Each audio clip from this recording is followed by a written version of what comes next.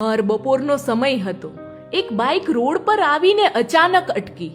પાછળ બેસાડેલી માને રસ્તા પર ઉતારી દેવામાં આવી અને એની સાથે એ થેલો પણ ફેંકાઈ ગયો, જેમાં એની આખી દુનિયા બંધ હતી. જૂની સાડી, તૂટેલા ચશ્મા, નાનકડી આરતીની ઘંટડી અને દીકરાની બાળપણની તસવીર.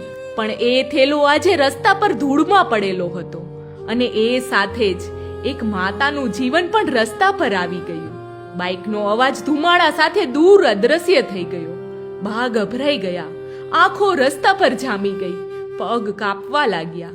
ગળામાંથી તૂટી પડેલો અવાજ નીકળ્યો, બેટા ઊભો રે, પાછો આવ. પણ કોઈ પાછું આવવાનું ના હતું. જીવનભર જેના માટે હું જીવતી રહી, આજે એ જ દીકરાએ મને જિંદગીમાંથી કાઢી નાખી. આજે એક દીકરાએ એની માને અનાથ બનાવી દીધી. થોડી વારમાં એક કાર આવી. અંદરથી ઉતર્યા પિયુષભાઈ, મન વૃદ્ધાશ્રમના ટ્રસ્ટી. બાને રસ્તા પર ઊભેલા જોઈને એમના ચહેરા પર કોઈ આશ્ચર્ય ના હતું, કારણ કે એ જાણતા હતા આજકાલ ઘણી માવડીઓને આ જ રીતે રસ્તા પર છોડી દેવામાં આવે છે. બાના થરથરતા હાથ પોતાના હાથમાં લઈને કહ્યું, બા તમે બેઘર નથી, હવે તમારું ઘર છે મન વૃદ્ધાશ્રમ. તમારા બાકીના જીવન માટે હું છું ને, તમારો દીકરો. બા કશું સમજી શકતા ના હતા, પણ હૃદયમાં પહેલી વાર એક શાંતિ ઉતરી આવી. જ્યારે ચતુરાબા આશ્રમના દરવાજા પર આવ્યા, ત્યારે બધા દાદીઓ તેમનું સ્વાગત કરવા આગળ વધ્યા. હાથમાં આરતીનો થાળ, દીવડાની લાઈટ અને સ્નેહથી છલકાતા ચહેરાઓ. ત્યારે કોઈએ ધીમેથી કહ્યું, કોણ કહે છે કે ગંગામાં નાહવું પડે અને ચારધામ જવું પડે?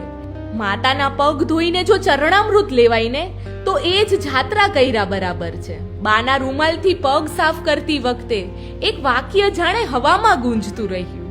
પહેલાના રસ્તા ભલે ને કાંટાઓથી ભરેલા હતા, પણ હવે અહીં તમારા પર ફૂલોનો વરસાદ થશે. ક્યારના ગુમસુમ બેઠેલા ચતુરામાં અંતે બોલી ઉઠ્યા, હું તો અભાગણ સમજતી હતી. લાગતું હતું કે દીકરો મને છોડીને ગયો. હવે મારી વૃદ્ધાવસ્થા દુઃખમાં જ વીતી જશે. પણ આજે હું મને ભાગ્યશાળી માનું છું. મને બીજો દીકરો મળી ગયો. પિયુષભાઈએ હસીને કહ્યું, માં હવે આ તમારું ઘર છે અને હું તમારા ઘડપણનો સહારો. અને એ ક્ષણે ચતુરાબાના ચહેરા પર પહેલી વાર એવું સ્મિત ફૂટ્યું જે આખી દુનિયાને કહી રહ્યું હતું, માના ખોળામાં વિશ્વનો સૌથી મોટો ખજાનો છુપાયેલો છે. અને આજે મને લાગ્યું મારી ખાલી ઝોલી મન વૃદ્ધાશ્રમમાં આવીને ફરીથી પ્રેમથી ભરાઈ ગઈ હોય.